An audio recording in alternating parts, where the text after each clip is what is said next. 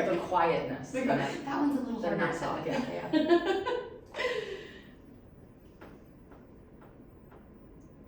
All right, welcome back to another episode of the Human Health Collective podcast. And I'm here, Dr. Libby Schwartz, with Brooke today. I'm super excited to have her on as a guest. And a little bit about the Human Health Collective, if you're new here. The Human Health Collective is really a place to bring together health and wellness practitioners that value whole person-centered health. So really focusing on the human aspect of health, and those are the type of people that you're going to hear conversations with on this podcast. So I'm really excited that Brooke is here today, and Brooke, tell everybody a little bit about who you are, what you do, etc. Yeah, Libby, thanks so much for having me. I too love these conversations. So my name is Brooke Cates. I am the founder of the Bloom Method, which is a global pre- and postnatal fitness app. We have been a fitness app since 2018. We were one of the first to market, which has been a fun journey given where we are now in the fitness app world. And about almost a year ago, I opened up Mother Studio, which is a women's strength fitness boutique studio on Signal Mountain.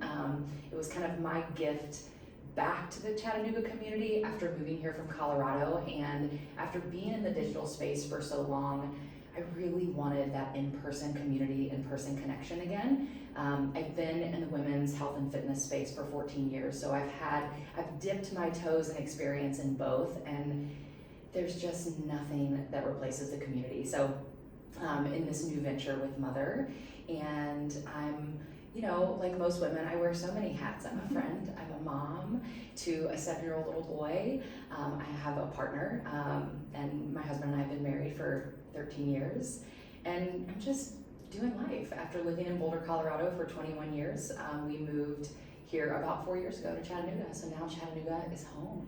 Crazy. It's so funny, I remember having a conversation with you maybe a couple months ago or so, and then in that time, I literally met, I think, 2 or 3 other people, women, who had moved from Colorado to Chattanooga, which is just crazy because my brother actually moved to Colorado, and I thought that I was going to follow him out there. And then I'm like, why are all these people from Colorado, like these cool people, coming to Chattanooga? And so I think that is actually a really cool thing to bring kind of what the Colorado community, I think Colorado does a really good job of having the outdoorsy and active and a little bit more on the forefront of health just in general, kind of bringing pieces of that back to Chattanooga. So yeah. I think that's so cool. It is cool, but I have to tell you, as someone who has been in Boulder, which I often refer to Boulder as like the mecca of movement and fitness and athleticism, everyone's just like so crazy into health and wellness there. When we moved to Chattanooga, I have always said Chattanooga feels like if Boulder and Denver had a baby, because it's bigger than Boulder, more expansive because it is a city, but it is still so outdoorsy, and it's so lush and beautiful. So there are a lot of commonalities, so it doesn't really surprise me that people from Colorado who are wanting something a little different find themselves in a place like Chattanooga. No, it definitely makes sense. It's super cool. And so you're going to have to remind me a little bit, because I know there was a bit of a journey with your creation of the Bloom Method and then Mother. So give me a little bit more of a background on kind of what actually got you started in the women's health space. Like, what made you so passionate about that, and kind of what was your journey in creating that? Yeah. So it's funny because I think a lot of people in the quote unquote mom space or the pre and postnatal space, they get there because they notice a gap because they are experiencing it for themselves. So it's like this firsthand experience and they want to make a difference. For me, that is not my story. I actually started down this path about 8.5, 9 years before ever getting pregnant. And when I started in this work, I didn't even know if I wanted children. I saw a need because a lot of my friends were having babies. Like I said, we were in Boulder.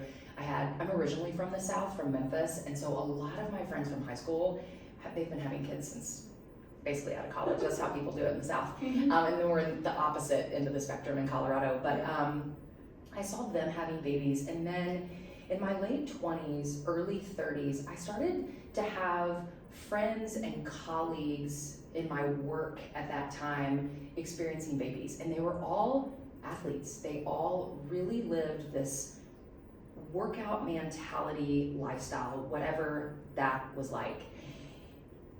And they would lose themselves. Mm-hmm. And there were no resources. It was actually just a lot of fear-based narratives on what not to do, how not to move your body. Be afraid of birth, just get the epidural. And I remember witnessing this and being like, whoa, I don't know if I want kids, but this is not the way. This is not empowering. And I think it was this small spark that I look back 14, 15, 16 years later and go, oh, no, that was just my passion, the fire within me awakening for the first time in my life in this career path, in my passion for women's health. And I'd always been an athlete. I grew up playing sports. We were a very active family, hiking, biking, all of those things. But it wasn't the actual fitness component that brought me to this work. It was almost like I wanted to fix it. I wanted to correct it and rewrite it in a new way, in a more empowering way for women. So that's what got me started in a pre and postnatal space. Yeah, that's so cool, and it's really interesting because, I think women's health kind of has had there's been this influx of women's specialists, people who are focused on women's health these days, and I think it's such an important, it's so important for us to understand women and know that we are different from men in a lot of different ways.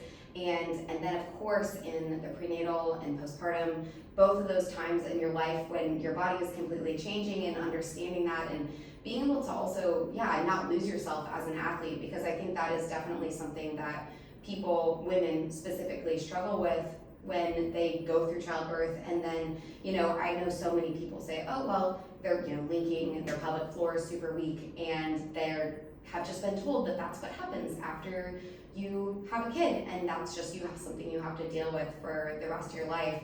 And I remember one of the girls actually in my PT class, her name is, she's actually a pelvic floor therapist now, which is so funny, but she was telling me that there were girls on the cross country team when she was in high school and in college that would just wear pads essentially through their running, because they would be leaking, and then that was just what they were told that they should do. There was no fixing the problem. It was just nope, that's just what it is. And so I think it's so cool that you really were on the forefront of this. I have only seen the kind of expansion into more people being interested in women's health, I think probably in the last 5 or 6 years, but you've been in the space for so much longer. I think that it's so cool to see, and then to have that kind of evolution. What is that evolution that you've watched over the course of your beginning in this, and then where we kind of are today in today's world? Yeah, wild, messy, and noisy, very noisy. Yeah, lots of misinformation. Mm-hmm. I think it has been interesting. You brought up a couple of things that I wanted to touch on, so maybe we can circle back to you talking about the runners, the young girls running, because pelvic floor stuff isn't pre and postnatal. That isn't a pregnant postpartum mom issue. It is a women's issue that is just not talked about. Mm-hmm. But the evolution of my work, it's so interesting. It has surged significantly, and I think that they're at the heart of every woman that shows up in this spotlight of, I'm a quote unquote expert or a specialist, or I'm a content creator that now is guiding other women to know how to move their body safely in pregnancy and postpartum. The intention is so well, right? It's so beautiful. And we know that the fitness industry is completely unregulated. And I think that this is an important thing to call out, because it goes back to my why. And my why is truly educating women with proper knowledge so that they can be advocates for their own body. And when you know that the fitness industry is completely unregulated, the hope is that you are more discerning about the people you take information and guidance from. And so I think I see a lot that really irks me, that's really hard for me to witness, and at the same time, I am not here to tell other people who to choose, what to choose, or other people how to show up in the world. Discernment is just a part of our journey, and we either have it or we don't have it, or we find out, fuck around and find out kind of thing. Basically. But the hardest thing that I've noticed for me is the noise. I often will refer to the pre and postnatal industry, especially from a social media lens, as it feels like the wild, wild west. There's so much information, and everyone's an expert nowadays. In fact, all you need to be an expert is a ton of followers, when we also know that followers mean nothing. It doesn't mean you're successful. It doesn't mean that what you're selling works. And just because you were an athlete, or you like to exercise, and you've had 4 babies, and you were able to stay strong, feeling great throughout your pregnancy, and now look aesthetically amazing postpartum, does not mean you are qualified to help someone else navigate their journey in movement, pregnancy, postpartum, and really just life. We can take it beyond pregnancy and postpartum, because what we do at Mother is not pre and post specific.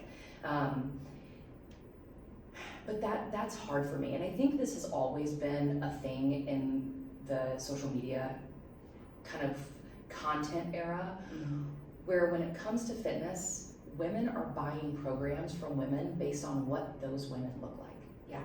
And that does not mean results for you, ever. And so it's a little hard. I think with Studio Bloom, we offer one-on-one coaching support, which is just an audio, text, video messaging, so you don't get actual live support, but it's very thorough.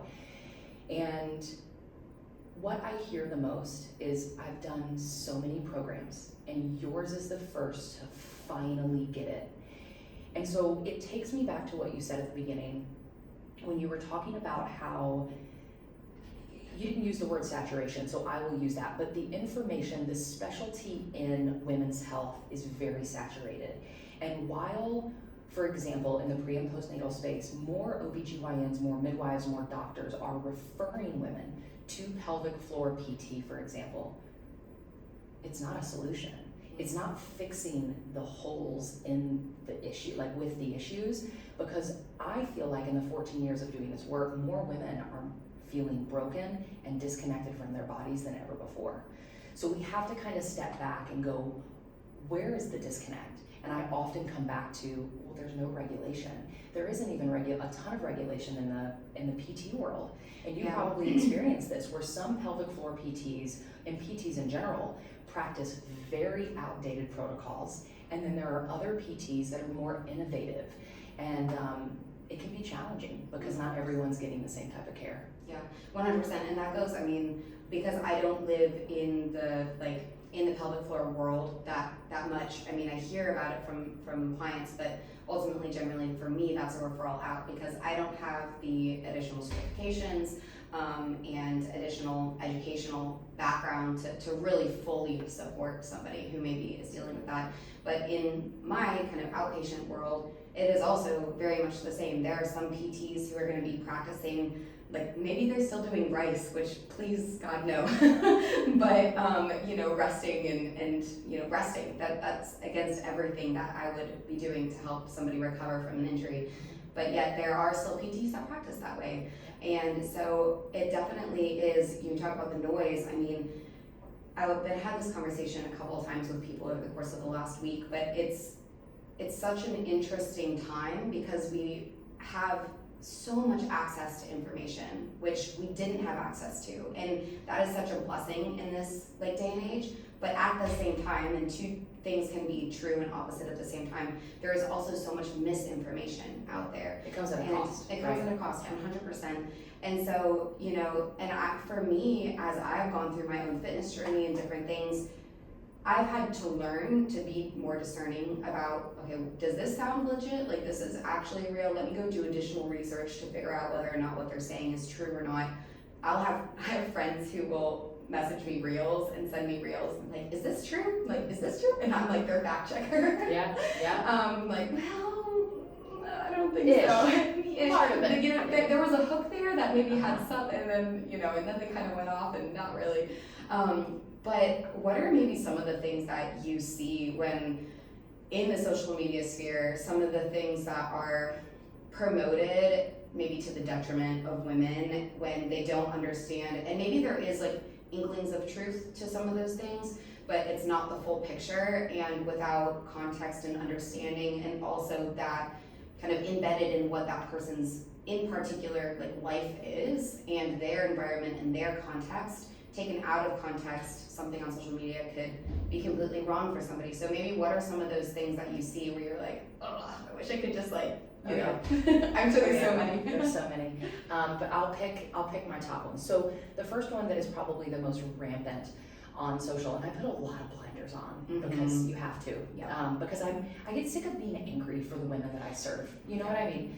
But the first big one are all of these accounts with 5 exercises to fix your diastasis recti. Okay, the exercises are great, but if we're not going to talk about pressure management, if we're not going to teach women to actually coordinate the pelvic floor and the core and how to connect the core to the movement, what's the movement?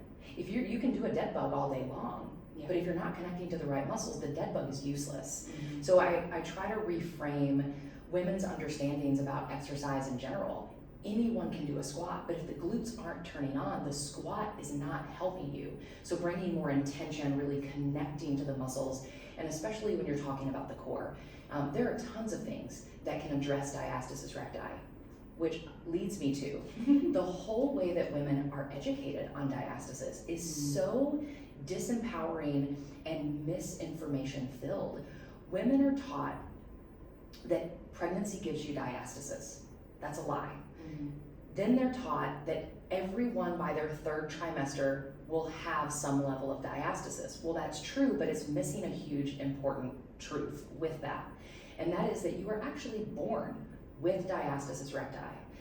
The fact that your rectus muscles, the 2 sides, so your 3-pack, if you will, they never touch. Right. Diastasis recti simply means separation of the rectus muscles. And there is a band of connective tissue that runs down your midline that is the separation between those muscles. They've never touched.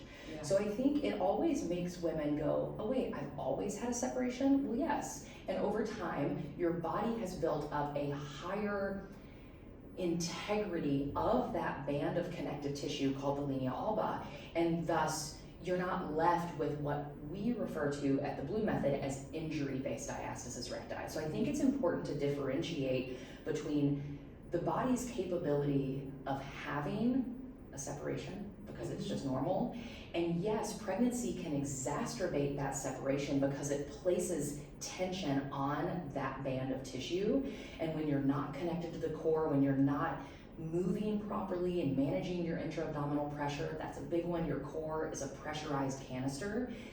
If we stood up from these chairs right now, our core canister would pressurize a little bit. So learning how to manage that pressure on a low-key level in everyday movement, and then a high level with more impact, load, placing a demand on the spine and the core, you can still protect the linea alba from losing a lot of integrity, thus leaving you with what I would refer to as a more natural level of diastasis. And then we have to remember that the body is incredible. The body's innate desire is to constantly be in a state of healing. So I also tell women that, you mentioned rest earlier. When someone has like a post-surgery or an injury, it's all about rest. Well, yes and. Yeah, it's always a yes and. Yes. We rest, so we're gentle with our body. We have grace with what our body's just gone through. And the same thing with postnatal.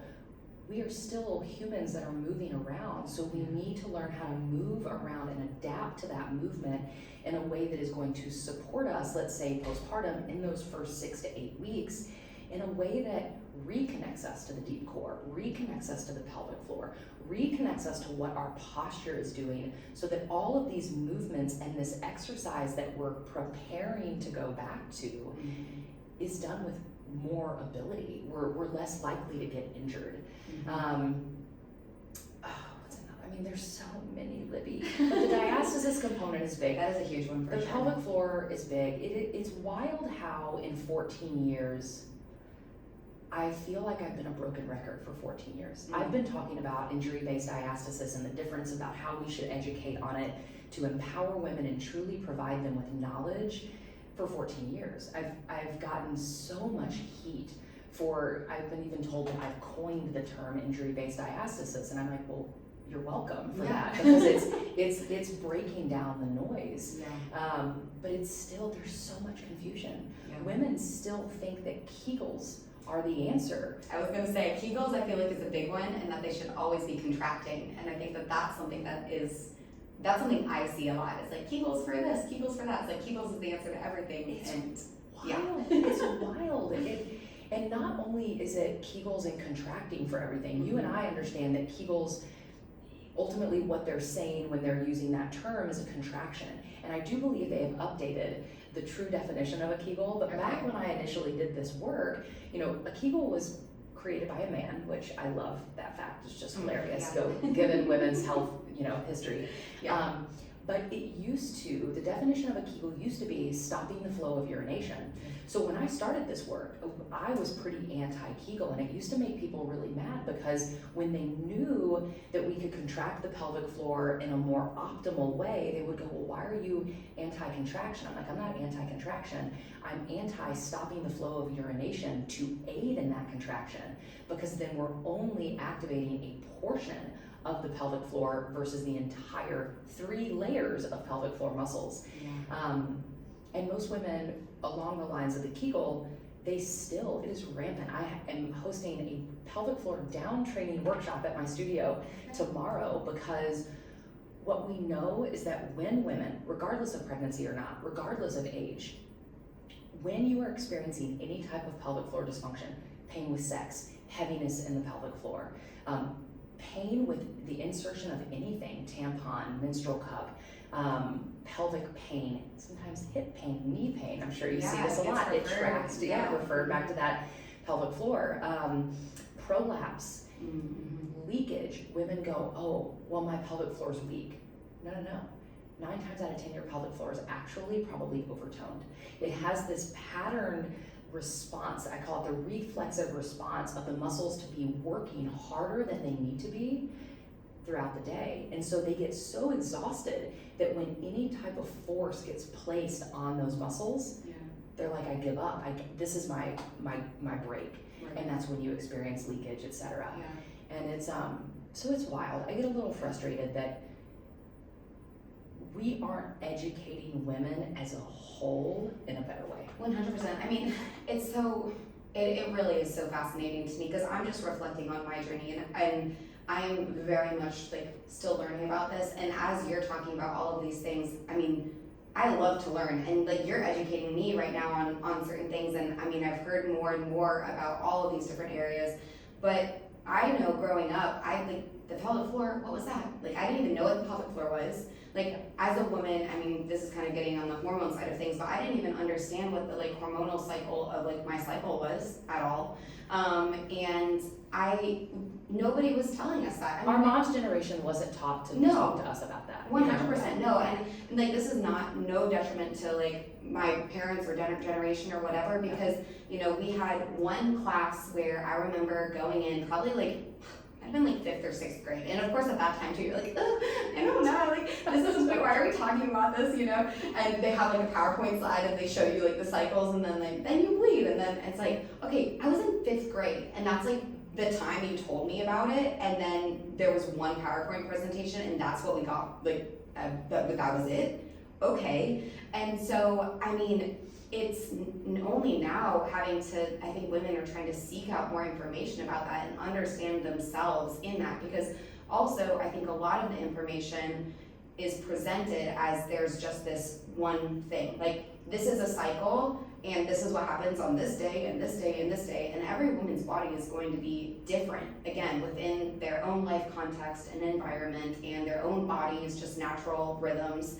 And so, I mean, learning about the pelvic floor, what it actually means to have weak or relaxed or tonic muscles, or all of these things, as alongside all of the hormonal side of women's health and how all of that impacts. And I mean, I think too, a big part of it, then thinking from the whole person perspective, the mental health side of stuff that comes in with there's shame around all of these things, that then also doesn't allow people to feel like they can talk about it openly, and anxiety, which then probably makes you, have even more tension in your pelvic floor, and it all loops together. And without addressing each person as their own individual, and without really providing nuanced information, I mean, it can be really isolating, even in this time when we have so much information really at our fingertips. But again, it's not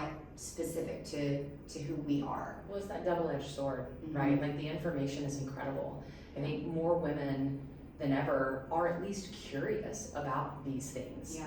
But then you have to have that level of discernment of who am I listening to, and where does your intuition sit with it, right? Like, that's part of the discernment, is like, just because someone looks like they have all these credentials, that doesn't mean that their message has to land with you. It's a tricky thing, but I would love to know your thoughts. You mentioned a minute ago cycles and how everyone is so different.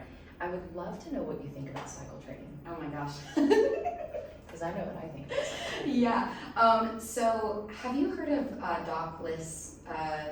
She does the Liz method on Instagram. No. I don't know if you know her. She's got her PhD in like women's health and everything, and she's run a 100-miler, and she also power lifts. She's like a beast of a woman. She is like goals. I want to be friends with her. And she fights back against the cycle syncing workouts, because I think, but she gives nuance, which is really important, and that's kind of where I want to give nuance as well. Completely like modifying your training around your cycle based on just what it says it's doing. Like, during this phase, you're only going to do light stretching and yoga, and then you should walk here because whatever, and you can strength train during these 2 weeks.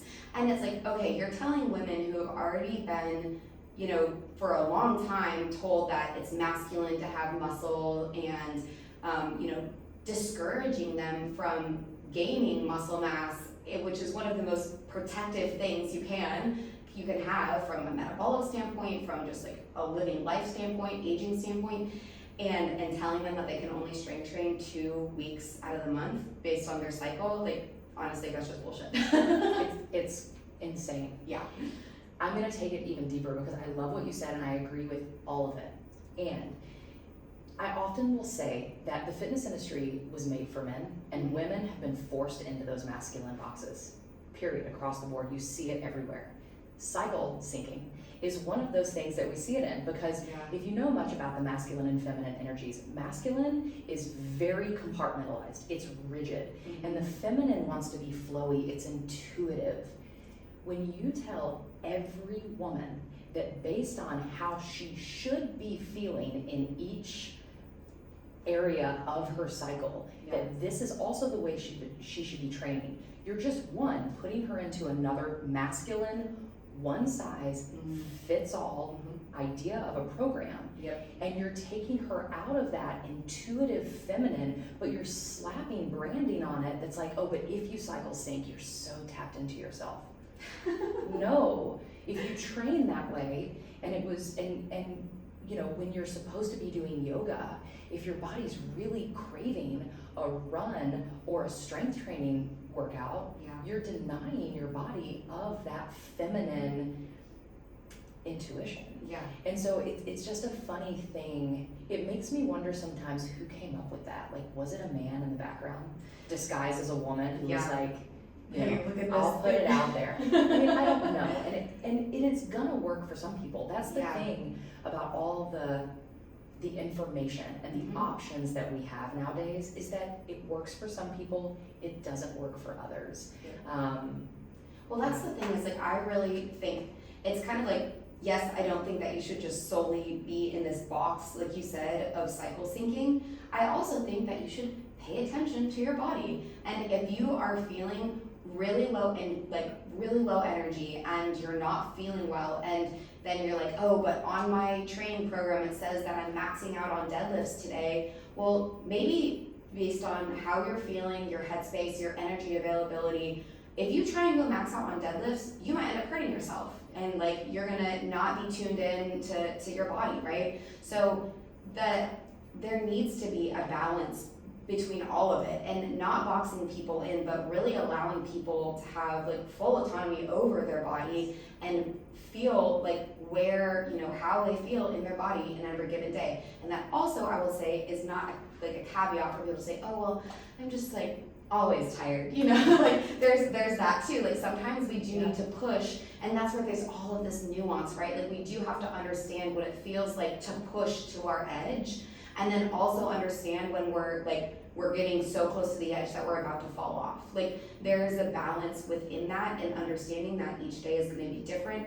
I talk about capacity so much with people, and I always we'll talk about, you know, you have buckets of capacity, and you have your kind of physical bucket, you have your family bucket, you have your work bucket, you have all of these buckets, and you only have so much water to kind of pour into all of these different things.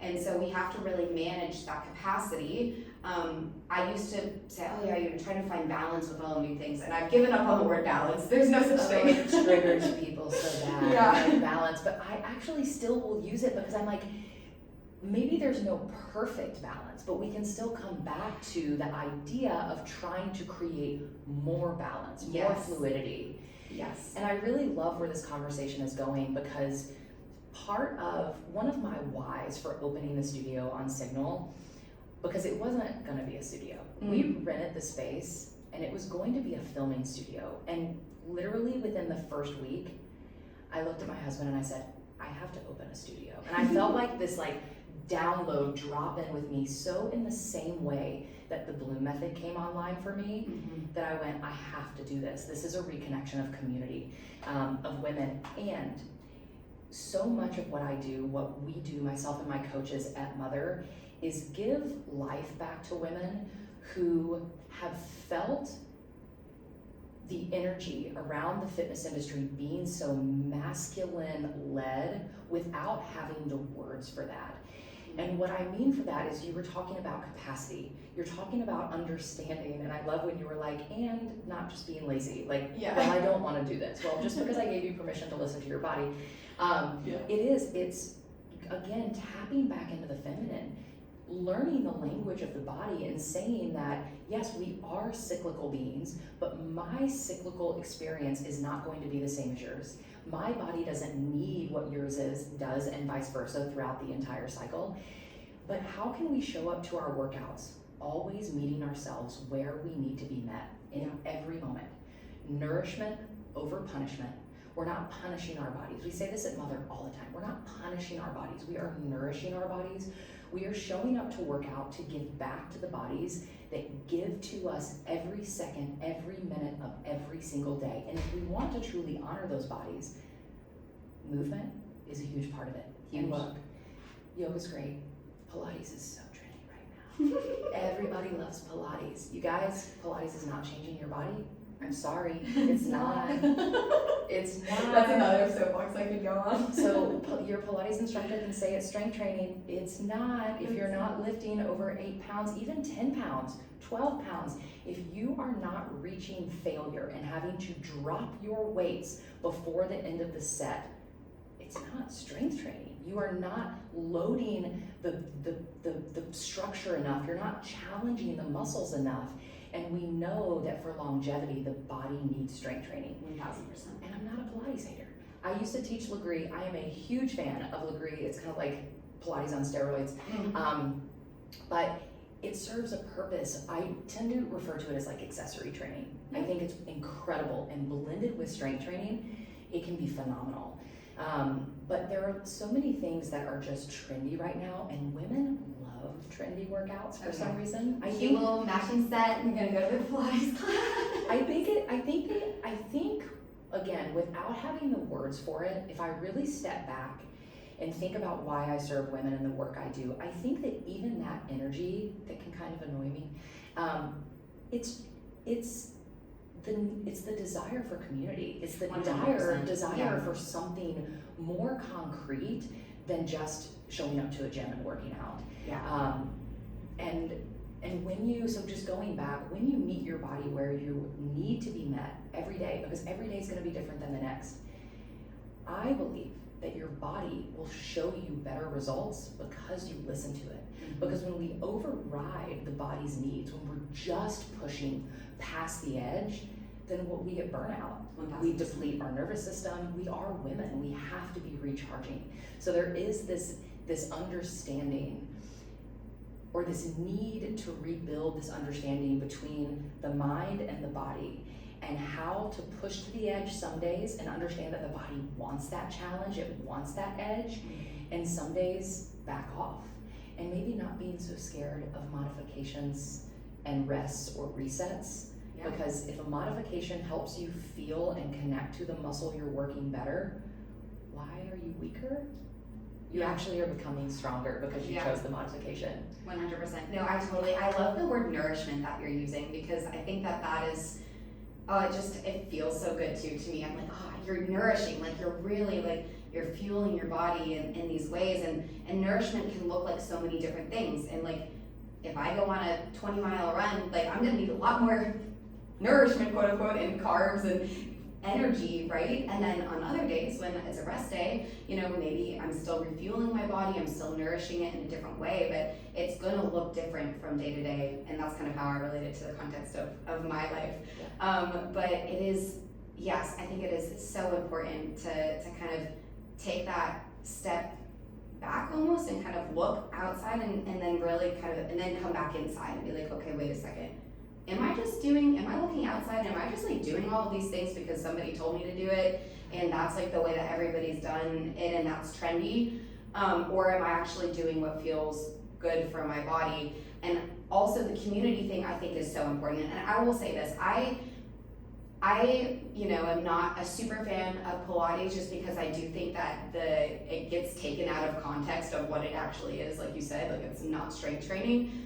But I do also always tell people the best exercise is the one that you will do consistently.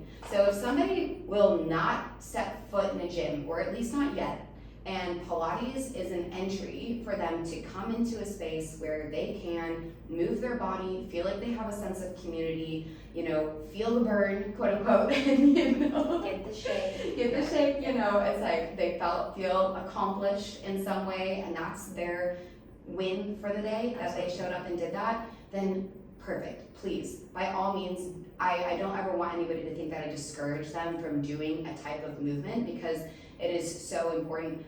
But again, like you said, it is really important then to at some point give context to what actually strength training is and what accessory movements are. And I talk about this kind of with my clients a lot from like a physical balance standpoint, and like understanding kind of what components of physical movement we need to be well-rounded. And I kind of envision a triangle, and you have your strength training as one component. You have then cardiovascular component, which is really important, we know, for heart health and all these things.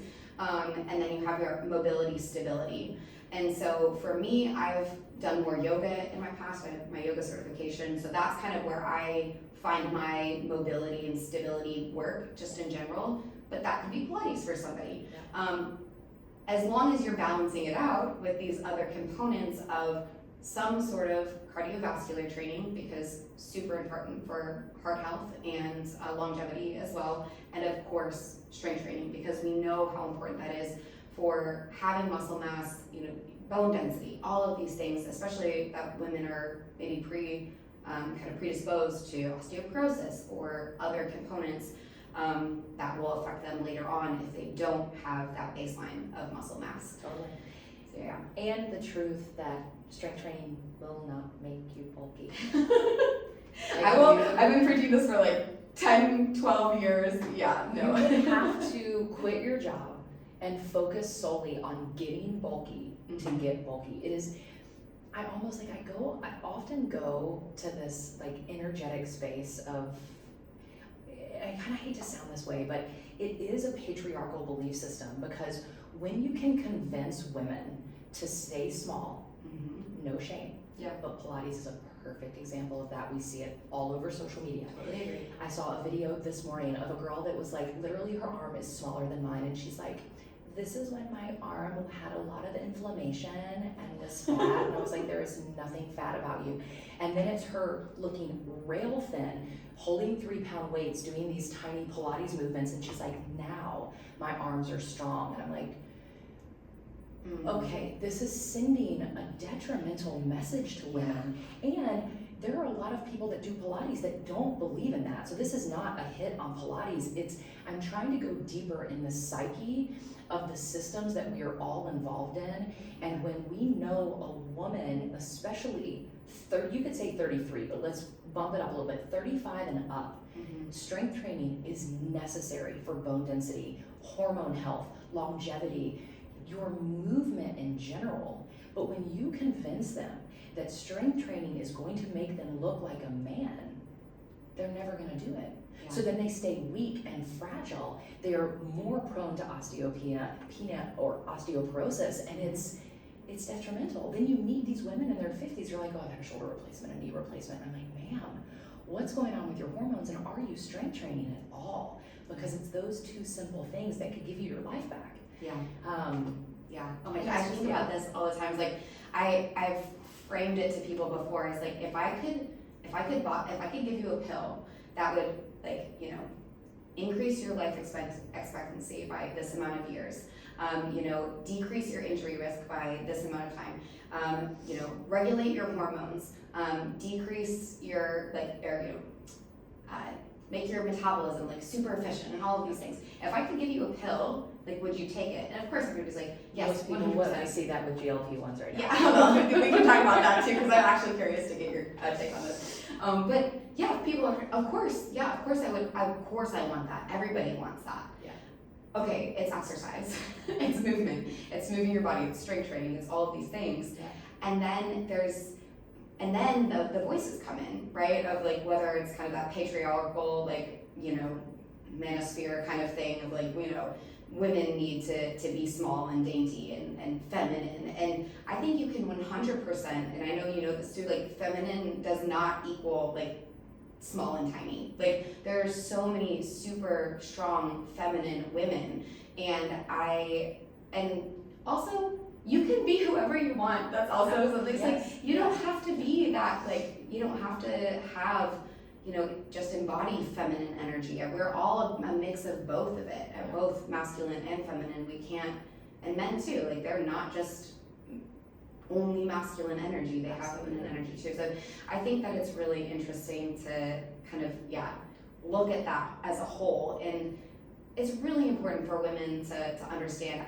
This popped into my brain because it's a story. I worked at a health shop for years in Knoxville, and I remember this couple coming in, and this story just stands out in my brain. And it was young kids. I mean, I was a young kid there working too, but this guy comes in with his girlfriend, and they're like, yeah, like, we want a protein powder for her, but, you know, she doesn't want to get bulky, right? Of course. And so I'm like, trying to like be nice and, you know, educate them, and I'm like, okay, here are some of the protein powders that, you know, this is the one I use, and different things, and they're looking at me like, oh, 30 grams of protein, that's a lot, like, that's too much protein. And I remember specifically saying to them, have you ever eaten a chicken breast before? And they're like, yeah, of course. I was like, that was at least 30 grams of protein, if not 40, if you ate it at a restaurant, because it was probably massive. Yeah. And they were like, mind blown. And it shows you how disconnected people are, right? It is, and how we buy into these narratives and belief systems that just kind of hold us back and maybe keep us small. And I think, just for the record, I know that you feel this way too. If you want to be a small woman, be a small woman. We are not here to advocate for being a certain size. All sizes are beautiful. Yes. I think what we're advocating for is the truth and facts around the way that you train and what to expect from your training. So if you are loving your Pilates era, get your Pilates on, girl. Yeah. I love that for you. I mean, honestly, I do. I am not a Pilates hater. When I say I love Legree, I would potentially open a studio that had Legree machines in it, but it would have to have strength training. Yeah. It would have to. I'm not gonna just do Pilates because I believe so much in strength training. And it's been such a cool journey for me just in the past 8 months of owning a studio that is a women's studio, because there's also so much attached to that. I almost think that women are like, oh, it's a women's studio, and they think curves, it's gonna be easy. And I think most women come into our studio and they're like, holy shit, how did you just kick my ass in 45 minutes? Meanwhile, I'm always telling them, meet yourself where you need to be met. So when people are like, that workout was too hard, I'm like, but was it, or do you just struggle to meet yourself where you need to be met? Because that's the fine line, almost like handing it back to them and asking them to be curious. I think that we talked a lot about discernment and curiosity. They go together, right? They're kind of like, and I think it's so important for us to stay curious about things, but to also have discernment about the things that we take in because of the curiosity. But when I first opened the studio, I had women coming in. I was smart because I've been in women's health for a while, so I knew how to get into a foundational component with them. But at first, we only had, my husband convinced me to get 5-pound weights. I was only gonna do 8 to 20. He convinced me to do 5, and I am glad that happened. But we only had up to 20 pounds. Now we have up to 35, and I think we're gonna keep going because these women, while the first few months they were like, I just don't wanna get bulky. I'm like, man, you gotta pick up heavier than 10 pounds. We're gonna progressive overload. There are ways that we can progressive overload, and it doesn't have to be a weight increase. You can double time your shoulder presses versus alternate. There are so many ways. Now they are fighting over the 20s, the 30s, and the 35s, and I am just like, you guys, and they feel strong, and they're noticing that 6 to 8 months in, they are not looking bulkier. They are feeling more confident, more strong, and more like themselves and more capable. We talk a lot, I know I named it Mother, but it is an acronym that stands for Move, Transform, Heal, Reclaim. I love that. Okay, I don't even know if I knew that. Yeah, no, I love it. It's on the window, but people don't pay attention to it. It's fine. But I think I open businesses and start businesses where I almost require people, if you're gonna be closed-minded and think that you have to be a mother to come into our studio, then maybe the studio isn't right for you on your path in your journey right now. But we do have a lot of moms. I'm up on Signal. We have a lot of moms that come to the studio, and they will say, I feel like I'm not a mom on the sidelines anymore. And that is incredible. Having a studio that really, when I stepped away, Studio Bloom is still fully runs itself.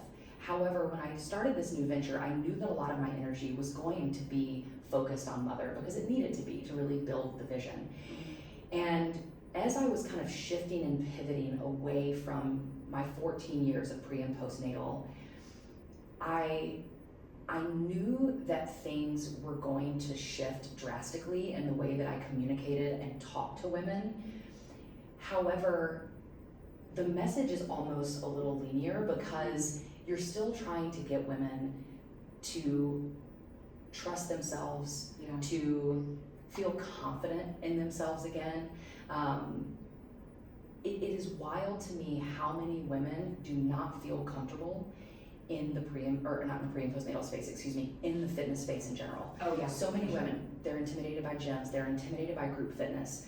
I've had so many women say, this is the first time I've ever worked out in a sports bra because I don't have men being concerned that men are looking at me. Now that's not something that you or I probably ever thought about it. But I used to think about that a lot. Okay. Oh yeah, definitely.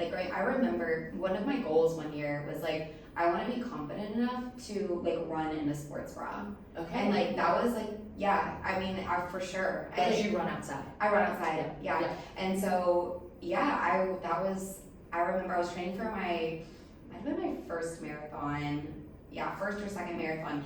And I was like, okay, just do it, basically, in my brain. Because I was like, oh, I don't have the body for this. You see all these skinny girls, and I've had my own fair share of body dysmorphia and all of these things. Anyone who says they haven't is lying. We all have. That's why I'm on this journey. It's probably 1000%.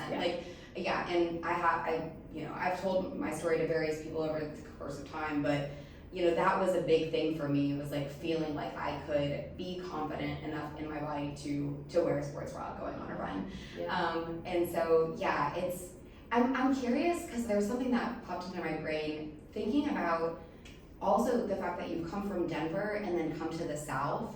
Do you feel like there's a difference in the way that women are? You're smiling because I'm there's an answer. I don't even know where you're going. There's a big difference. What are in the education, the way that you have to present information to people, maybe I think there's a lot of blocks in women and strength training and all of empowerment just in general, period, across the board. But I could imagine that there's a big difference between kind of the people that you're seeing in Colorado, well, especially in Boulder, but like in Colorado in general, and then coming to the southeast. Like, Yeah. how do you kind of navigate that a little bit? I'm curious. Yeah, that is a really great question. There are a lot of differences. If I focus in on the health and wellness component, I think between Boulder and Denver, we have everything. There is enough fitness and it's so vast. We even, Power Plate has a studio in Denver where you like do workouts on a vibration plate. Like there's literally, I've never been there. There's a Soul Cycle, there's a Barry's Boot Camp, there's everything you can imagine. And then within all of those bigger box gyms, Orange Theory, etc., there are all of these boutique fitness studios. Yeah. It's wild. So there's a lot more accessible to the people of Boulder and Denver. And I think just that area of the country, there's more knowledge, there's more education, there's less suppression, especially with women. I know that's a hard hit for some people to hear, but growing up in the South, I feel a little bit more comfortable about talking about it because I'm not an outsider looking in. I was an insider. I escaped. It's like I escaped polygamy. No, I escaped the South when I was 20 years old and then came back in my early 40s. And there's a lot of healing and inner child healing, I think, wound up in my current journey of why I landed back in the South, but in a more progressive area than where I grew up. And I often will say that the South feels like it's 10 to 15 years behind places like Boulder, Denver, California, New York City. It's interesting to navigate, and it's really cool. Yeah. Because it gives you the opportunity, because women like you and I are so passionate about what we do, that it gives us this runway to be like, you're kind of such a baby when it, not in like a negative way, but like in an informational way when it comes to these things, and I can hold your hand and support you and love you through it and be here as I guide you down this journey. And it's really cool, like that, I was gonna say this earlier, but when I kind of started to shift my mindset away from being solely focused on pre and postnatal, I went, do I want to train athletes like that? Like, yeah, that's something that I've always been so niched and in my space. Like, maybe I want to train athletes. And I opened up Mother, and the athletes were not coming in. And now 8 months in, I don't want to work with athletes at all. The athletes are like us. They have the education, they have the body awareness, they have the intrinsic motivation to show up consistently. They can train anywhere and everywhere. I'm here to change people's lives. And that's what I want to do with the way that I love, the way that I support, the communities that I build, and of course the movement. And that's exactly what Mother has become. The community in 8 months has blown me away. It's wild. I'm like, these women are like becoming best friends. And so there's like this beautiful like ecosystem happening where I often will say, we're not just a fitness studio. There's so much deeper under the surface that's happening, and I think it's really cool to be a part of that. And I don't know that I could do that in Boulder, because there is so much to offer, and everyone is some level of an athlete. When I use that term, you can be an athlete on the spectrum. You don't have to be running marathons or the Ironman or any of that. But Boulder is wild. When I used to train one-on-one clients, I have had multiple ultra marathon runners, world Ironman winners. They live in Boulder. Wow. They're pregnant, and they're like hiring me to train them. And it's wild training these people. You're like, you are at such an athlete level, and yet because of pregnancy, you're kind of dumbfounded. You don't know what to do, and it's my job to help you to be able to sustain, because once this baby comes, you want to get right back into that athleticism you're used to. People fly from all over the world to train in Boulder because of the altitude that it's at. I almost said that we're at.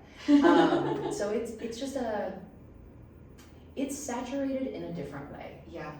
Everyone has something cool to offer in Boulder. And the cool thing about Chattanooga is that there is so much cool stuff happening here. There's so many much cool stuff. incredible people, Yes. like entrepreneurial mindsets that are here to bring in this new, fresh, progressive energy into the city, and you feel it. Yeah, These no, I people are totally eager. feel it. I think it's so cool, like you said, like if the South being around 10 to 15 years behind these other places, but then to be a part of that change, or that kind of be a part of that catalyst that then helps make that kind of change happen a little bit faster, or provide a little bit something extra to kind of like move us in that direction and be a part of that community. Like you were saying, I think the community aspect is so huge, and that's something that I have always really struggled to find in the South, because even though I mostly grew up in Knoxville, I moved when I was like 9 or 10. My dad works at the university there, and so when he got the teaching position at UTK, we moved to Knoxville. I always have felt like an outsider in the South. Like I've never felt at home, and still, I still struggle with it, to be honest. But in the last year or two, after really coming home from a trip where I was like, it was so easy to find community and connection with these people when I'm traveling, and I didn't have that in Chattanooga, and I was just thinking, I can find this on a 2-week trip to Morocco, but I can't find this in Chattanooga. There have to be people that are my people in Chattanooga. And I was going through a lot of life changes at that particular time, and that year was a big transitioning year just in general, but I came home with the word connection, which ultimately turned into community. And I think that is something that, as I've then started to grow my own communities, I co-founded a dance group, and I also the Health Chats and the Human Health Collective, and trying to find the people that really resonate with that message of health and movement and the kind of collective of being together and what it means to actually have community. So many people are really searching for that and really craving that in-person connection and the community that comes from that, and showing up to a workout, once or twice a week even maybe, but for eight months, and then those women being friends, and then maybe the grabbing coffee, or just having that sense of truly belonging in a place I've been feeling that more and more, and it is, again, being in Chattanooga, starting to then see all of these other people who are creating super cool stuff, like Mother, and Caitlin, who does the Sunrise Coalition, who originally kind of connected us, and then over the course of the last year, just having one-on-one talks with people who are popping up all of these different studios or places or communities or events or ideas that are just bringing people together. And I think that is a really unique thing that Chattanooga has to offer in the Southeast in particular, because it really does bring a lot of people from all over. And something that's interesting to me that I just thought of is, like, you were in the South, you moved away, and you came back. And another group of people that I've met a lot of recently are people like, oh, I came back home to Chattanooga. Mm-hmm. And it's kind of interesting. I hear that a lot too. Yeah. I don't know how long I'll be in the South. Yeah, that's fair. I was just back in Boulder 2 weeks ago. Yeah. And I came home and told my husband, okay, so we have a 2-year return plan. I don't know that I exactly feel that way right now, because I do believe that we are here in Chattanooga for a reason. And I believe that there's some really powerful work to be done. And but it is, that's what you just talked about with the connection point. First of all, I would love to know what your astrocartography looks like. So your astrocartography is based off of your astrology and your birth chart, but it's basically where all these different ley lines and astrological, they call it astrocartography, but lines land across the world based on your birth chart. And it would be so interesting to see like what lines, if any, run through Chattanooga for you. And then, like, for example, Morocco, for me, I know that my Venus line, which is like wherever your Venus line is, you go there and you're just like, yes, like heart bursting. It runs straight through Boulder, Wyoming, Montana, Idaho, and those are the places that I go there, and it's just like God's country. I'm just like, lay me on the ground and let me be part of the earth. It is just everything to me. But I'd be curious because, and like what it looks like for Morocco, just because it was so easy. Because Yeah. I've been in those places where you go somewhere and you're traveling, like Costa Rica. I go to Costa Rica and it's just like, you're so fulfilled with the community, and it's like this depth of human connection in like a week to 3 weeks. You're like, how did this happen when it's taking me years back at home to connect, especially with women? And I think that women more than ever are craving deep relationships, deep, honest, authentic. We talk about that a lot at Mother, because I also teach one of my signature classes called Soma Sculpt, and it's like this somatic movement, but with repetitive exercise. So it gives them that edge of exercise in a workout that they want, but we come back to the body. And then I utilize the time to break down belief systems of the way we see ourselves, the way we treat ourselves, you know, the way we see our aging face, all the things. But I talk a lot about being your authentic self so that you can attract your authentic community. Yeah. No, it's so true. Like showing up authentically, that's a word that also has like really popped into my brain. And I think it all is connected because so I went to Morocco, I was solo traveling for 2 weeks, and then I had a third week where, well, I was like a week and a half where I was solo traveling, and then I was going on a retreat where I knew the owners are some of my best friends in the world. And I literally just got back from Greece, which was another retreat that I did with them, also incredible. And then I was staying a little bit after, so it ended up being 3 weeks there, but I went solo, and over the course of like the first night getting there and having going on a walking tour, and the women that were running it, like kids, honestly, like she was 19 or 22, and doing this local walking tour. And the funny thing is I actually WhatsApped her and I said, hey, I think I'm gonna cancel, because it was dark out, it was late, it was an evening one, and I just wasn't sure. It was my very first night in Casablanca. I was like, I'm just not sure that I wanna walk to the meeting spot. I'm not sure like how safe it is or anything. And she called me on WhatsApp and she's like, oh, do you not feel safe? Like it's so safe out, like it's Ramadan, so people are all inside until they like come out after dinner, so that's why it's empty outside, like it's okay. I'm like, oh, okay, like I understand. And she said, well, we'll come and pick you up in a taxi. I'm like, no, you don't have to do that. I just, wasn't sure. It's my first night here. And she said, no, we'll come and pick you up. And so she picks me up in a taxi with her little sister, who's 19 and she's 21. And we go to the meeting spot, we do the whole walking tour. And then at the end of the walking tour, she's asking me, well, what are you doing tomorrow? Oh, I'll just be walking around the city probably and, go see things. And she said, well, do you want to come to breakfast, which was the breaking of the fast for Ramadan. So it was in the evening meal, actually. And I said, well, why not? And so at 4 o'clock, I go down to the spot that they told me to go to. And sure enough, a taxi pulls up with the 19-year-old sister, and then the 8-year-old little brother is in the taxi. And we drive 45 minutes to an hour outside of Casablanca and to this tiny little suburb. I'm the only white person in this suburb, and we, go around, we get some food, we ride a donkey-driven carriage to their little flat, and then the mom and the older sister and then the middle brother are all there cooking this amazing meal. We sit on the floor, we eat, we dance around their room, we go back into the city for the Ramadan festivities, and then they send me in a taxi home at 2:30 in the morning. It was just one of those moments where I don't know, I was like, this is human, this feels like connection.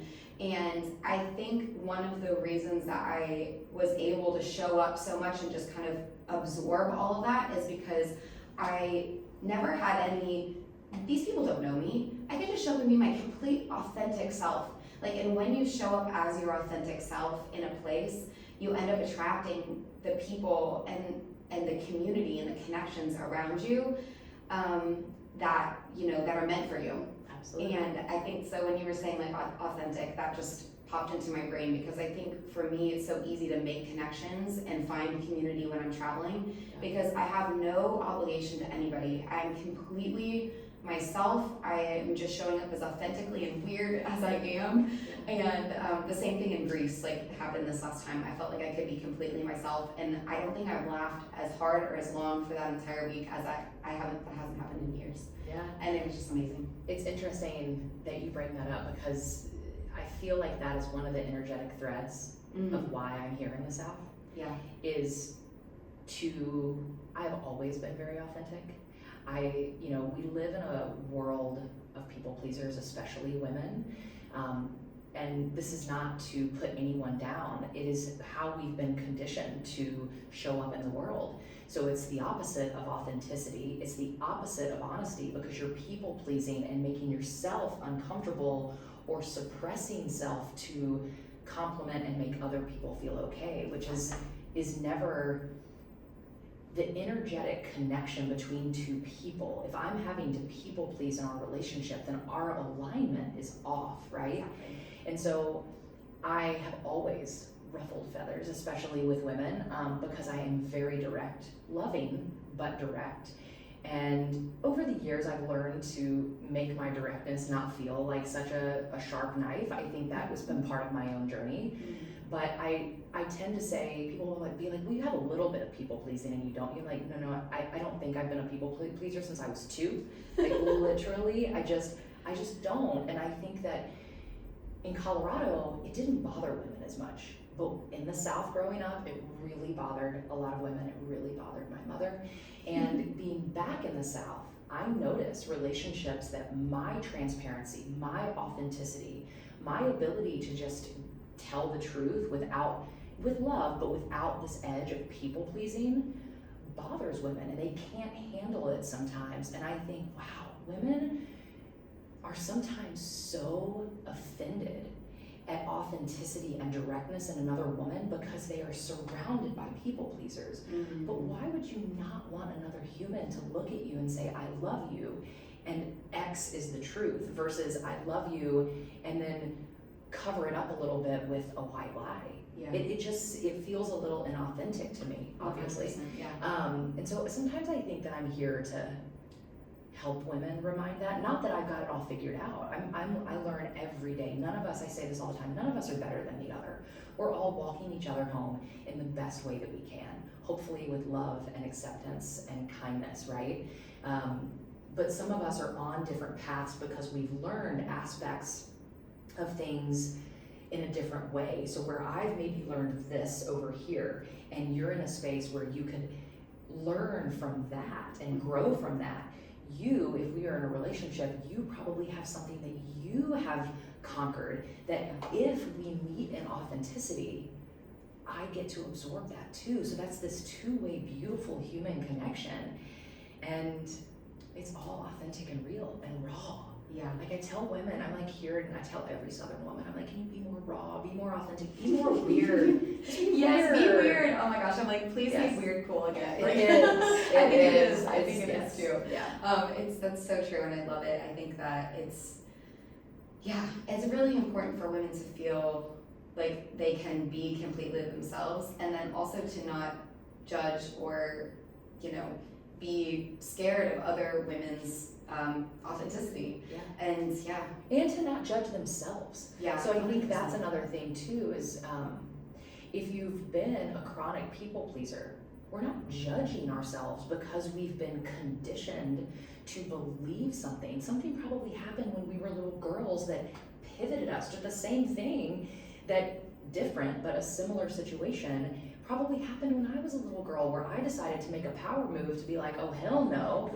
Yeah, I was a sassy, I'm a Scorpio, I'm very fiery. I love it. But, I think that our lived experiences have molded us into be who we are.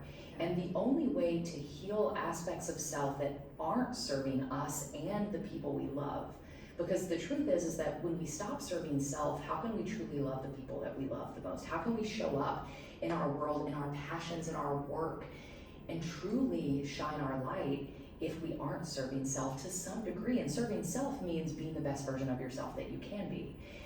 But in that process, something that I've learned is you can't judge yourself. And of course the judgments come up, so let them come up, feel them, and then ask them to leave, because every experience that we've had has led us to this exact moment we're at. So to be grateful for the hard, the heavy, as much as we can, the joy and the beautiful is really what being a human is about. 100%. I absolutely love that. And so I went to the Creative Mornings meet up this morning, and the woman who gave the talk, she talked about, her topic was curation, but she really talked about curating your life. And one of her, and she kind of told her own story as well. And a big part of it was her getting married at 21, being this people-pleasing woman who felt that she was, doing the right thing and being in service of everybody around her, and she was rewarded for that within the Southern culture. And it's like, oh, you're so selfless and you're so all of these things. And when she started to take her power back and realize that she wasn't happy in doing that, and how she had this mantra. She said when she was going through all these life changes, ended up getting a divorce and etc., she would stand in the mirror and power pose and say, "You are resilient as fuck," and over again. I was like, I'm gonna take that mantra. I love it, and it's so powerful. And so like taking that power back.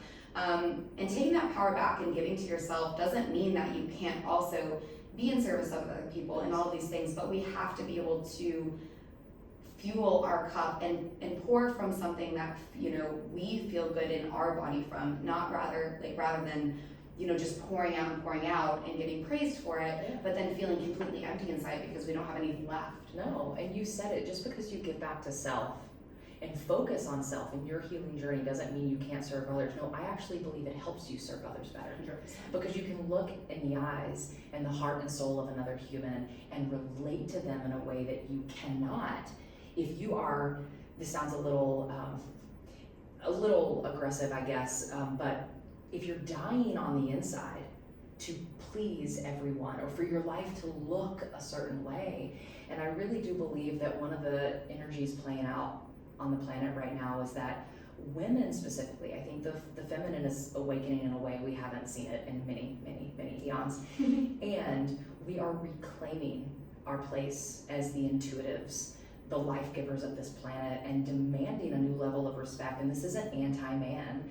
We need our men, we need the masculine. It's like if the masculine and feminine was a bird, one wing was masculine, one wing was feminine. I feel like for so long, our planet and our world has been a bird flying with this really strong masculine wing. Mm-hmm. And the feminine wing is starting to join it in a way that says, let's do this together. We are all here to experience the best human experience we can by honoring self. Yeah. And I think everything that we're saying goes back to movement and nourishment and life, your lifestyle, and the way that you give to yourself, to your everyday life, the habits that you have, the movement that you do.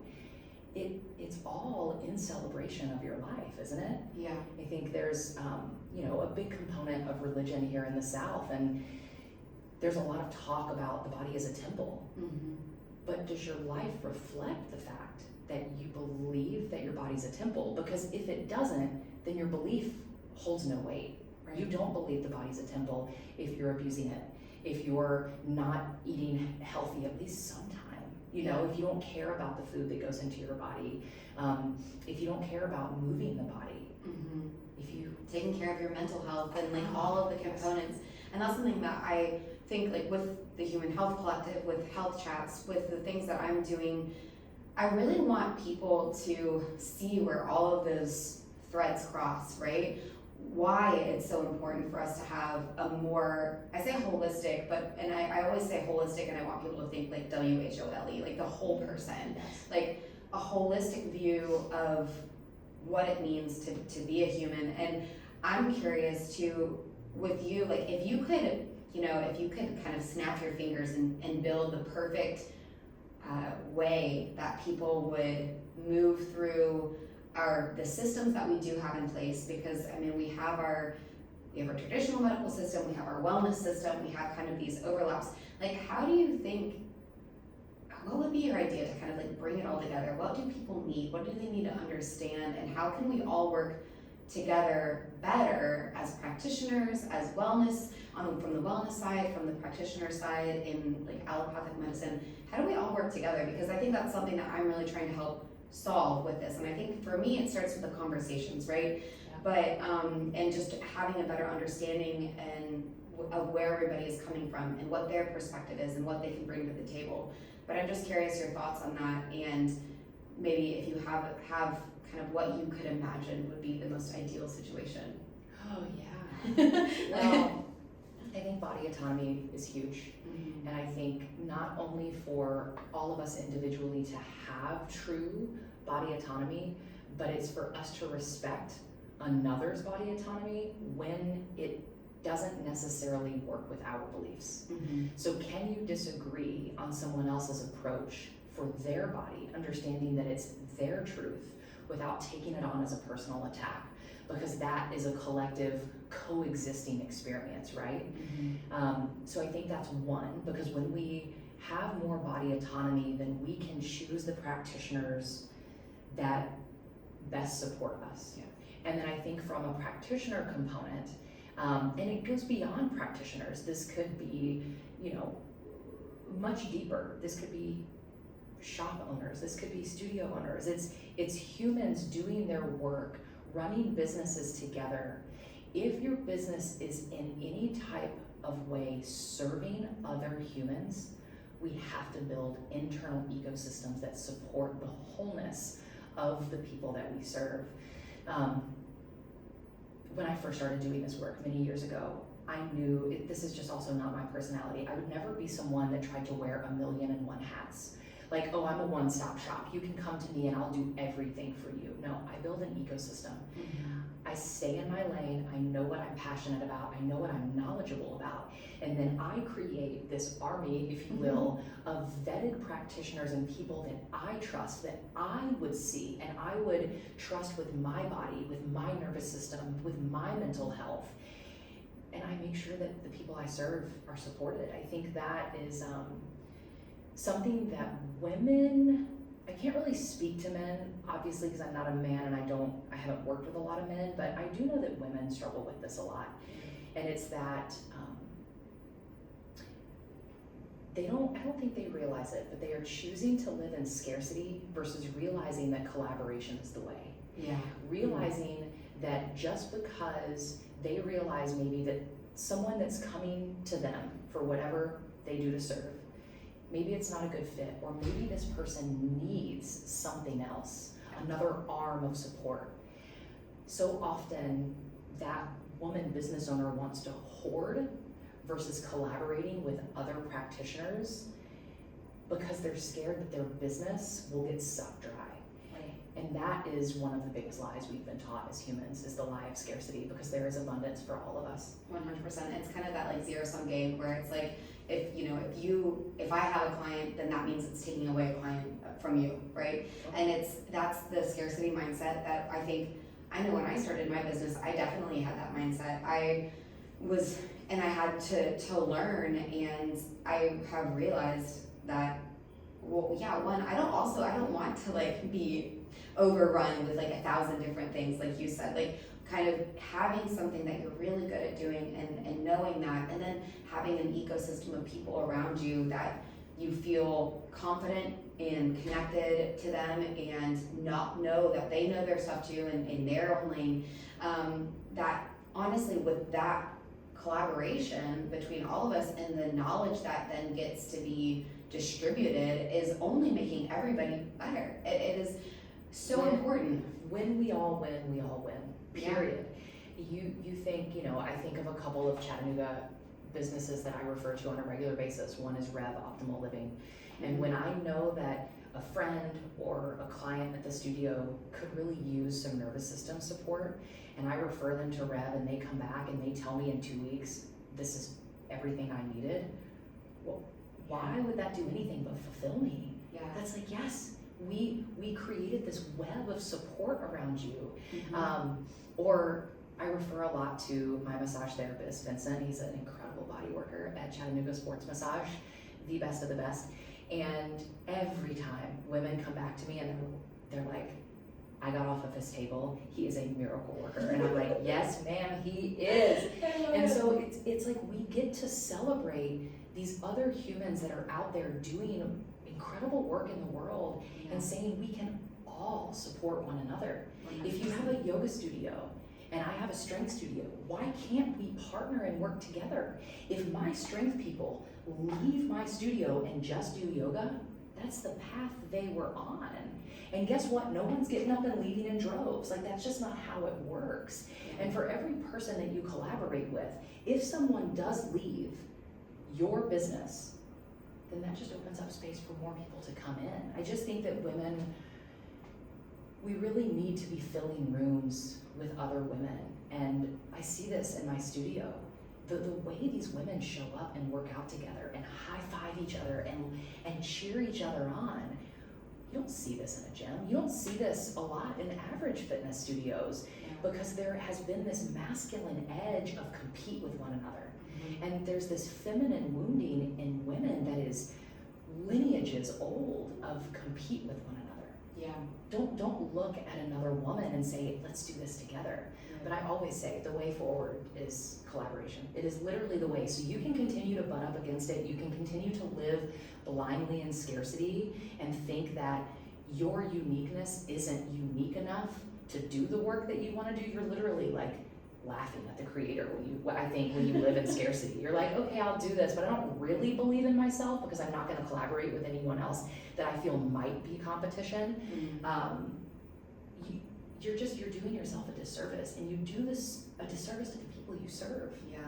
Well, like your example where you are sending people to Rev or to your massage therapist, when they get the additional support from those different areas that they need, then they're able to better show up for their strength class. They're better able to show up for their families, for everything else. And so it all comes together. Again, it's just like that full circle moment where it's not taking away business, it's reinforcing in a way, because then if they, maybe somebody's plateaued, but the thing that has been blocking them has been a nervous system issue. Yeah. Well, they have that addressed, and then they're able to come back, and next thing you know, they're like, where are the 40-pound weights? Totally.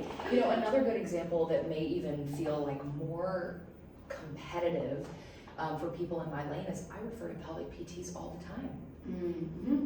I can also do almost everything a pelvic PT can do, minus internal work. That is outside my scope, and I have zero interest in doing that.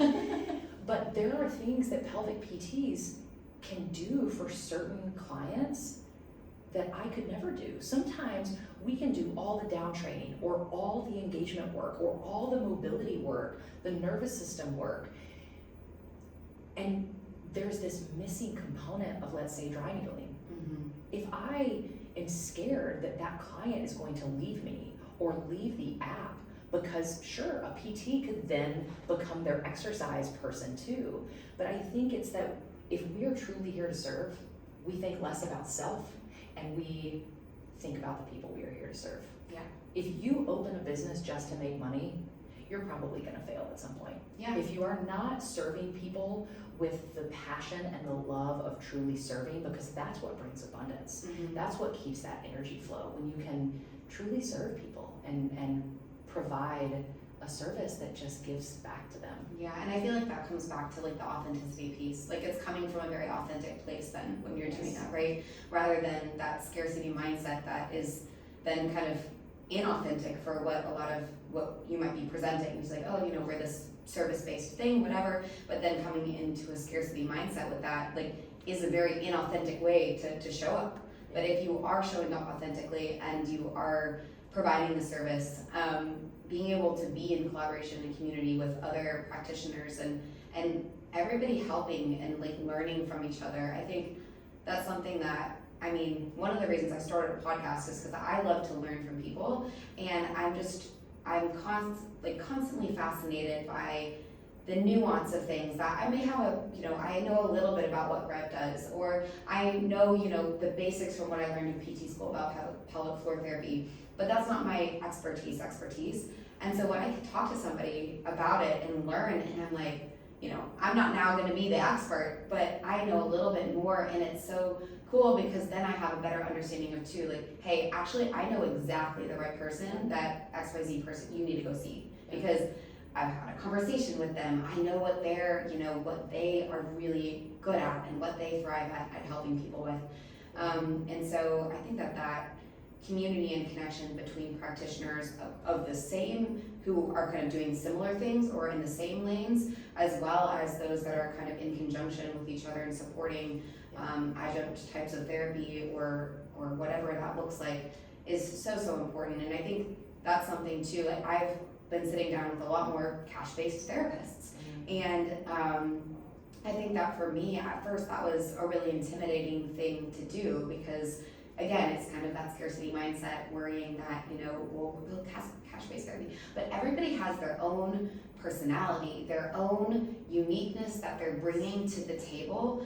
And certain people are going to work well with certain people. And even if you're doing the exact same thing, I think that there's always that nuance just based on personality, and that is going to make something click for somebody, even if it's almost the exact same information with somebody else and it doesn't click with them there. So I think it's so important. Yeah, I mean, I'm sure you've dealt with this in your career, but we know as movement practitioners that a cue that works for 100 people doesn't work for 500 people. Yeah. So it's kind of that same thing where it's different personalities, and the more that you become the most authentic, unapologetic version of yourself, that's when you attract the people. One of the cool things that I've noticed it, but it's really cool when our members or people on the outside will say this to me, but one of the things that's been coming up with the community we're building at Mother is how grounded, down to earth, accepting,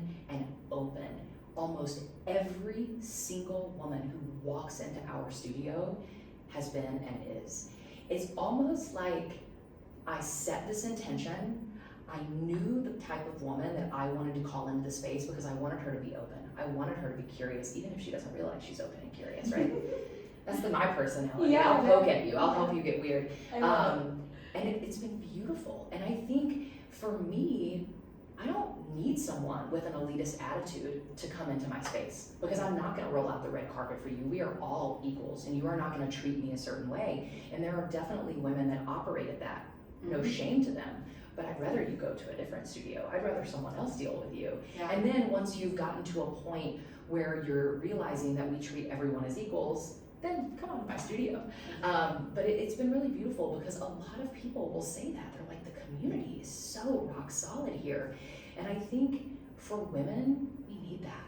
Yeah. Do you know a single woman who's like, I've never been in a catty relationship with a woman ever. I've never been betrayed by a woman ever. No, it's the complete opposite. We're like, we've been betrayed by half of the women we know. And it's tragic. And I think we're rewriting that. Yeah, I think it's so incredible. And I'm just so excited to see, because really, Mother, when did you open actually?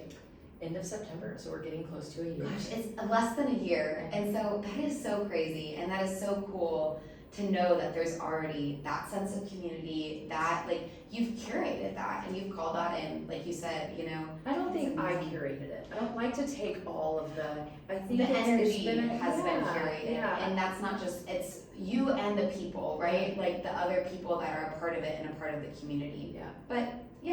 But again, I think it goes back to what I will own is that I am my rawest, most authentic, unapologetic self. And so I think that attracts people in its own right. And it doesn't attract people, like it goes both ways, but I just don't care. yeah. And it's been beautiful. And I think that for me, I like to think that we all just want to be a part of making someone's life a little bit better. Yeah. Just like a thread, kind of like the elementary school teacher that we all still remember if there's one. Like you're just like, she was just a good apple. I don't, it's just like the kind of one, like you could be that tiny catalyst for somebody that is like, domino number one, and it could completely change the trajectory of somebody's life and or the way that they view themselves, and all of these components that send them on a path to feel empowered and gain strength and add years to their life, right? Like there's so much that it almost gives me chills just thinking about it, because you get to be that catalyst for people, and create a community that becomes that catalyst. So, And I think the most powerful thing about what you just said is that it also doesn't have to look a certain way. Yeah. Meaning that I could affect someone, I call it like opening the window or cracking open the door for someone that stepped into my studio one time and they never came back for whatever reason. But something I said, maybe I hugged them, maybe the way I looked at them, maybe the way another woman communicated with them in that space, maybe just the way the space felt, their life has been forever altered and they're on this different path. Like, that is how powerful energy is, and why I think it's so important to be in community, coexist in a really beautiful way. You know, be yourself and try to see the beauty in other people. Definitely. I think it's so important. Well, this is like such an amazing conversation, and I want to just ask you if there's anything else that we didn't talk about today. We covered a breadth of information and things, and kind of went down some rabbit holes, which I absolutely love. That's like my favorite part of it. But if there's anything that you want to say, and or like kind of ending thoughts for anybody who's listening. That's a good one. I don't think so, because I feel like we've said so much. So I feel like I said enough to where I feel like fully expressed, to be honest. Good, I love that. Yeah, I just hope that humans stay curious. I think it's really important. The lack of curiosity has placed us in boxes for too long. Mm-hmm. It has cut off our lifeline, it's dimmed our light. And I think it's so important for us to shine the way that we were meant to shine. Yeah, for sure.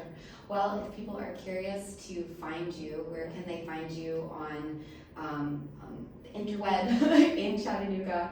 How can they find you? I'm on X. What is my handle on X? It's either Brooke Cates Wellness or Brooke Cates Fit. Who knows? That's how tapped in I am. But I am starting to be more active on X, and I'll share a lot of kind of my disrupting views on things. Brooke Cates Wellness is my Instagram. And then of course, Mother Studio, so it's mother without the vowels, MTHR Studio. And then the Bloom, like a blooming belly, the Bloom Method is also on Instagram. So depending on what you're wanting. Yeah, okay, I love it. Well, I'm so excited, and thank you so much for being here. Thank you so much. This has been great. I feel like we could have talked for another hour. Oh, I'm sure. We're gonna have to come back and do part 2, because awesome. I'm sure we can do so many different things. Well, thank you guys so much for listening to the Human Health Collective podcast, and you can find us on Instagram and on Facebook. I am Libby Schwartz, and you can find me, Movement Mantra PT, also in all the same places. And if you haven't moved your body today, then go move your body, and we'll catch you on the next one. Woohoo! Awesome. We talked for a long time. We did. Yeah. I love it. Save. Oh, that was so good. That was fun. That was I love so a conversation that takes people on different journeys, like different ways to hook them in. It's so good, because like I think that's I think why I started something a couple it's back in December, because I was like, one of my goals for this year was to like start a podcast. I was like, I've had that as a goal for a long time, and so I started doing these like Facebook lives, and it was good, but you have to have all the systems set up, and I don't know, I just like. And nobody really tunes in anymore. Nobody tunes in, and I was like, okay, well the goal is to just have it recorded anyway, and then I can put it on stuff. But it just didn't feel right exactly. And also I think I kind of had questions for people, and what I know this about myself, I just kind of had this idea of, oh, this is what a podcast is that people sit and they ask questions of the person that they're interviewing. Yes. It's like, no, actually my favorite things are when I sit down with people and like, grab coffee at like their we're house meeting or coffee. whatever. Yeah, and just chat with them. And you learn so much, there's rabbit holes, it's great, like, but it all connects. Yeah. And that is one of my favorite ways to just like communicate with people in general. And I feel like you learn so much, because how somebody's brain kind of goes down, and the rabbit path that's in their brain might be different than what you're thinking, but it all circles back, and it just leads to such interesting conversation, and I always love it. So yeah, It's raw. Yeah, people need to experience that. Sometimes podcasts these days, at first they take a lot of money, so I always tell people they don't realize this, but the top rated podcasts, they're getting paid big bucks for these guests to be on there. So which it takes the authenticity away so much. You're like, Yeah. oh, well, if you paid $100,000 for this guest to be on your podcast, do you even care what this guest has to say? Right. How is Yeah. the conversation? Is it more poised and perfected because they're trying to sell something because they paid? Yeah, to they be just on- wrote this book and they're trying to like That's promote true. it and whatever. Yeah. Yeah, it is interesting on some of the big podcasts. You can tell when somebody's doing like their PR person or whatever is doing like a podcast, was like a media, when they're like doing a bunch of Pitch, media yeah. for whatever, because they'll be on like Diary of a CEO, Rich Roll, on I do like- love the Diary of a CEO. I do but love it. sometimes, Yeah. I'm sure he's getting paid. I mean, Oh. he's so big at this point. and He's such 100%. an incredible interviewer. he's one of my favorites. I listened to one of the other really big one that I really haven't gotten that into is Modern Wisdom. Oh, I don't know. He's like this. I think Diary CEO is number 1 and he's like number 2. Oh. Like on podcasts. He puts out a shit ton of content. Like, I don't know, like there's an interview every other day that's Wow. there. Like, shit ton. But he has he kind of deals more in men's health. I think he talks a lot about like manosphere and What's his different name? things. Oh gosh, it's gonna be, let me look. Because that's what I like about Stephen Bartlett is he covers so He much. has a lot. I mean, he just did an interview with some woman about the clitoris and was like, it was like all about pelvic floor and Oh, I need to listen to that. hormone health and Yeah. stuff. Yeah, he's just all Chris over the place. Williamson Oh, is Modern Wisdom. no, I This don't guy? know. He's British again. Okay. But yeah, I mean, some of the episodes are good. Some of them I've gotten, he'll have people on there, maybe this is just my, Yeah. but it's like if he has like super conservative people on there, like I don't think that he's super conservative, but he will have like people on, and then I'm like, I'm not gonna listen to this interview. Totally. It's like, this is, I hate what these people are saying, and like, you're not pushing back enough. Yes. So I'm like, so that's that. But yeah, so the other one I really love is Rich Roll. I don't know if you've I listened to do Rich love Roll. Rich Roll's podcast. Yeah. I really like him. I love listening to his voice. I used to really like him and his wife when they would do podcasts together, but then when his wife started that Shrimu company, I found her very obnoxious, so I got really turned off. But their story together is really cool, just how they've ebbed and flowed through like over 20 something years of marriage and Yeah. made it through all of it. I do like Rich Roll. He really my thing is that he really rides the plant-based diet a lot. I'm like, can we just Yeah. it's not for everyone. He hasn't In a talked as much about it. But he hasn't talked about it as much